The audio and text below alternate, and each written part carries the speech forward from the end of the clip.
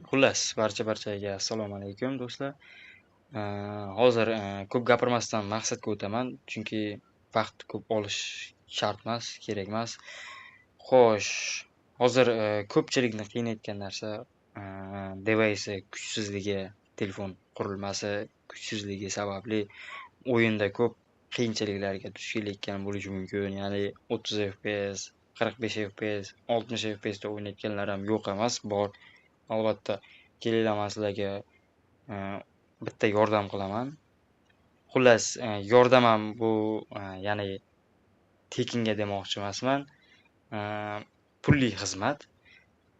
Nima demoqchiman? 120 FPS yoki 90 FPS qilish xizmatlarimiz mavjud.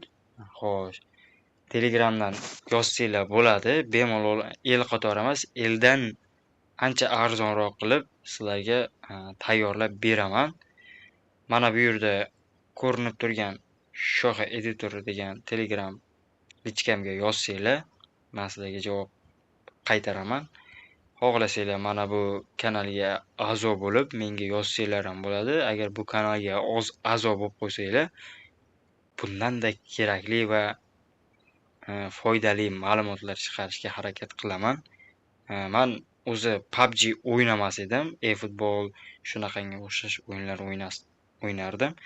Lekin 7 yil PUBG o'ynaganman. Unaqangi cheatlar, hamma narsalar, unaqa narsalarni yaratish bo'yicha ko'p ishlar olib borganman.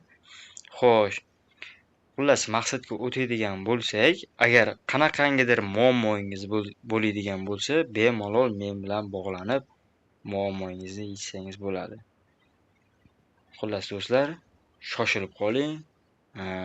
30 FPS, 20 FPS shunaqangi o'xshash FPSlarda o'ynab qiynalib yurganlar bo'lsa, bemalol menga murojaat qilishi mumkin. Men sizlarga ko'tarib beraman FPSlaringni.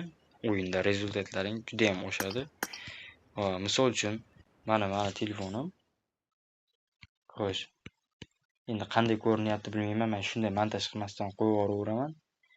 Mana telefonim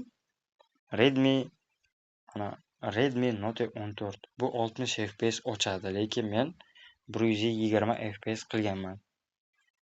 Xo'sh do'stlar, o'sha aytgan gap kimgadir o'shanaqangi xizmatlar kerak bo'ladigan bo'lsa, bemalol menga murojaat qilaveraysizlar.